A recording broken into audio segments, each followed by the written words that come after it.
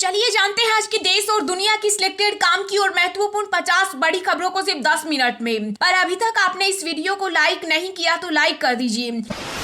BJP का सभी पार्टियों को मुंह तोड़ जवाब, कहा विपक्षी पार्टियों का मुकाबला करने के लिए पीएम मोदी अकेले काफी, तुम जितना जोर लगा सकते हो लगा लो, पीएम मोदी के साथ जनता का आशीर्वाद। भारतीय सेना को अब आत्मनिर्भर बनाने की तैयारी, पीएम मोदी का ऐलान, देश में ही बनाए जाएंगे 300 से ज्यादा हथियार।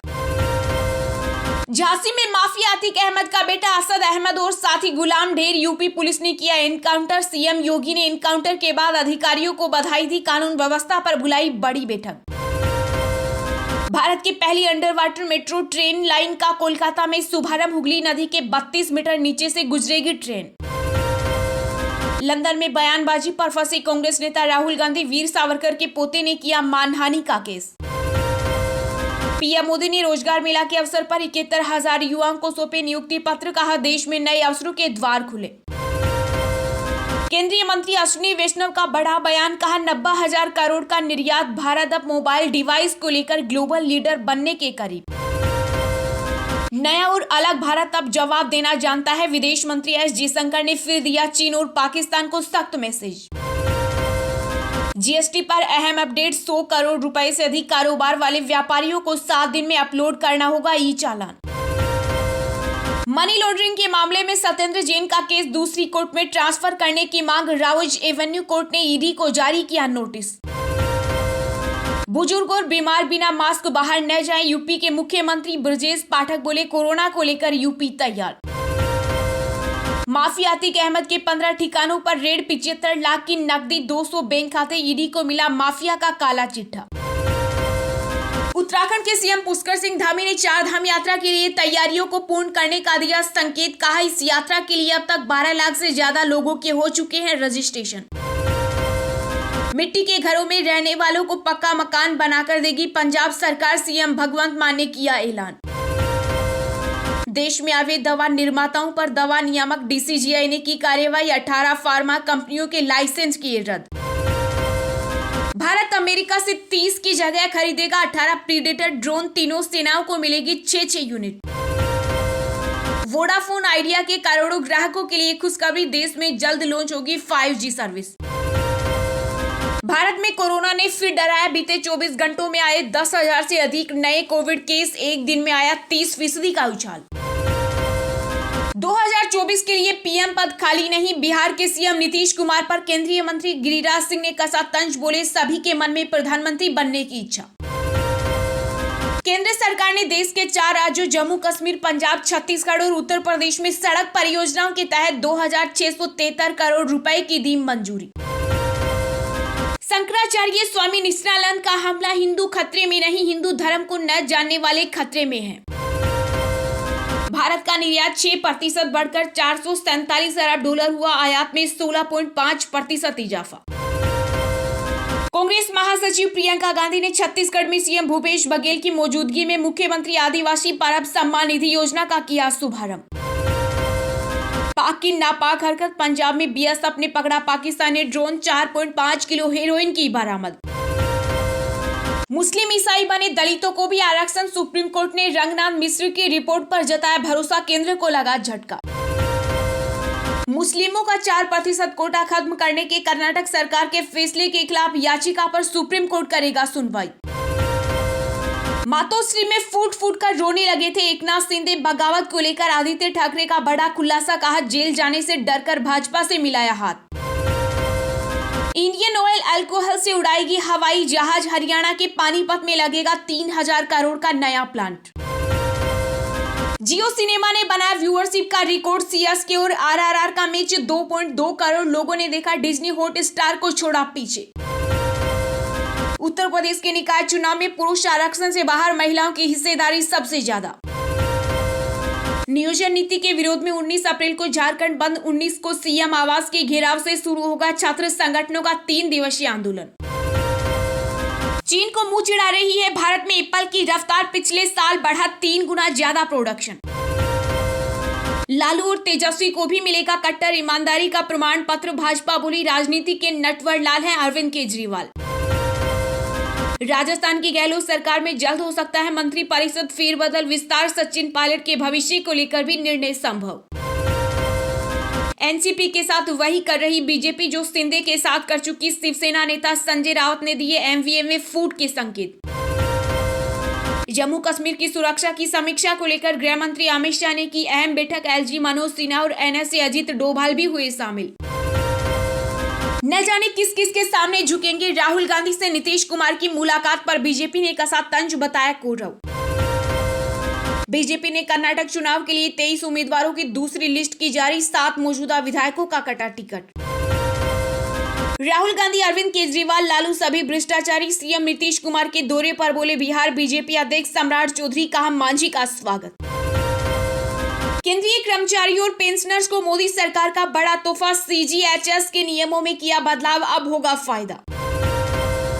देश में 30 में 29 सीएम करोड़पति। भारत के मुख्यमंत्रियों में आंध्र प्रदेश की सीएम जगन मोहन रेड्डी सबसे अमीर, जबकि पश्चिम बंगाल की सीएम ममता बनर्जी की संपत्ति सबसे कम। कर्जदाताओं को बड़ी राहत, बैंकों को लोन चूक पर कैपिटलाइजिंग चार्ज से रोकेगा आरबीआई। अमेरिका भारत संबंधों को लेकर यूएस संसद भवन में 26 अप्रैल को होगी बैठक। माफिया अतीक अहमद पाकिस्तान से खरीदता था हथियार, ड्रोन से होती थी बॉर्डर पर सप्लाई। भारत को मिला बेशकीमती खजाना। 2050 तक यूरोप को आज से 50 गुना ज्यादा होगी इसकी जरूरत। 12,000 भारतीय सरकारी वेबसाइट्स को हैक करने की साजिश, अलर्ट के बाद एजेंसियां सतर्क। All India Muslim personal law board के प्रमुख मौलाना राबे हसनी नदवी का निधन। 54 साल की उम्र में ली अंतिम सांस। छिड़ेगी जंग, युद्ध के लिए हो जाओ तैयार। जिनपिंग ने सेना को दिया आदेश। अमेरिका ने भी शुरू किया जंगी अभ्यास। खालिस्तानी समर्थक विशेष अधिकार का कर रहे दुरुपयोग, एक्शन ले सरकार। भारत ने ब्रिटेन से कही 2 टूक। एनसीपी में अजीत पवार का भविष्य है ब्राइट। शिवसेना सांसद संजय राउत बोले बीजेपी में नहीं होंगे शामिल। G20 महिला समूह की 2 दिवसीय अंतर्राष्ट्रीय बैठक आज से जयपुर में महिलाओं से जुड़े मुद्दों पर होगी चर्चा। ब्रिटेन की प्रसारक कंपनी बीबीसी की बड़ी मुसीबत। ईडी ने विदेशी फंडिंग मामले में FEMA के तहत दर्ज किया केस। भारत ने पाक को यूएन में लताड़ा, कहा आतंकवादियों को दे रहा हथियार। स्थायी प्रतिनिधि रुचिरा कंबोज ने दिखाए सबूत। मध्य प्रदेश हाईकोर्ट को मिलेंगे 7 नए जज। सुप्रीम कोर्ट कोलेजियम ने की नियुक्ति की सिफारिश। एमसीडी के जो कर्मचारी नकारा बनाए उनकी लिस्ट मेयर से ली ओबराय, बोली काम चोरी नहीं होगी हरगिज बर्दाश्त। यूपी निकाय चुनाव के लिए समाजवादी पार्टी ने की 8 नगर निगमों के लिए महापौर उम्मीदवारों की घोषणा। लखनऊ से वंदना मिश्रा मैदान में। आईएएस छवि रंजन समेत कई अधिकारियों पर ईडी ने कसा शिकंजा। एक साथ बिहार और झारखंड के 22 ठिकानों पर मारा छापा। एनडीए में शामिल होने का कोई सवाल ही नहीं। गृह मंत्री अमित शाह के साथ चर्चा के बाद बोले बिहार के पूर्व सीएम मांझी। महात्मा गांधी के बाद पहले शिक्षा मंत्री मौलाना अब्दुल कलाम आजाद को भी हटाया। एनसीईआरटी के सिलेबस में हुए कई बड़े बदलाव। चलिए अब जानते हैं जो आम आदमी के काम की और फायदेमंद खबरें हैं उनको विस्तार से। पर इससे पहले अभी तक आपने इस वीडियो को लाइक नहीं किया तो लाइक कर दीजिए।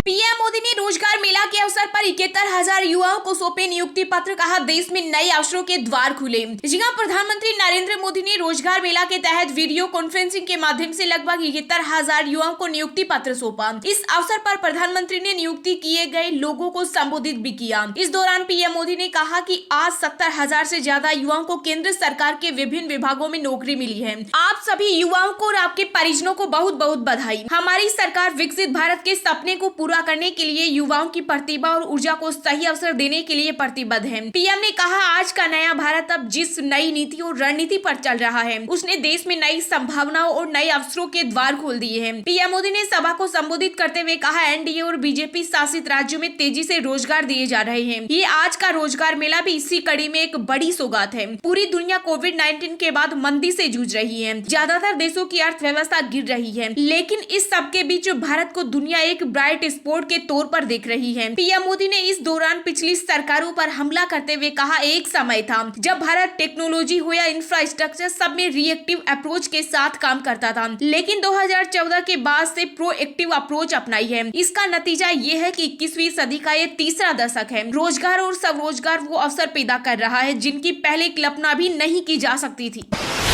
भारत में कोरोना ने फिर डराया। बीते 24 घंटों में आए 10,000 से अधिक नए कोविड केस, एक दिन में आया 30% का उछाल। दिल्ली, महाराष्ट्र जैसे राज्यों में खतरे की घंटी बजा चुके खतरनाक कोरोना वायरस ने एक बार फिर से डरा दिया है। देश में कोरोना वायरस ने लंबी छलांग लगाई है। देश में कोरोना वायरस के 10,000 से अधिक मामले सामने आए हैं और 15 लोगों की मौत हुई है, जिससे लोगों की टेंशन बढ़ गई है। केंद्रीय स्वास्थ्य मंत्रालय के मुताबिक बीते 24 घंटों में देश में कोरोना वायरस के 10,158 नए केस सामने आए हैं, जो बीते 10 दिन की तुलना में यह 30% अधिक केस हैं। पॉजिटिविटी दर में भी उछाल देखी गई है और यह अभी 4.42% पर है। स्वास्थ्य मंत्रालय के मुताबिक देश में एक्टिव केसों की संख्या बढ़कर 44,998 हो गई, जबकि देश में अब तक कोरोना वायरस के कुल मामलों की संख्या 4,42,00,000 से अधिक हो चुकी है। राजधानी दिल्ली की बात करें तो दिल्ली में बीते 24 घंटों में कोरोना के 1,149 नए मामले सामने आए हैं। इसके बाद यहाँ पॉजिटिविटी रेट 23.8% हो गई। बढ़ते मामलों को देखते हुए दिल्ली एम्स ने सभी अस्पताल कर्मचारियों के लिए मास्क का उपयोग अनिवार्य कर दिया है। वहीं सरकारी सूत्रों का कहना है कि भारत में कोविड लगातार बढ़ रहा है और अगले 10 से 12 दिनों तक मामले बढ़ेंगे। हालांकि उसके बाद संक्रमण कम हो जाएगा। स्वास्थ्य मंत्रालय की वेबसाइट के अनुसार भारत में राष्ट्रव्यापी टीकाकरण अभियान के तहत अभी तक कोविड-19 रोधी टीकों की 2 अरब 20 करोड़ 66 लाख से अधिक खुराक लगाई जा चुकी है।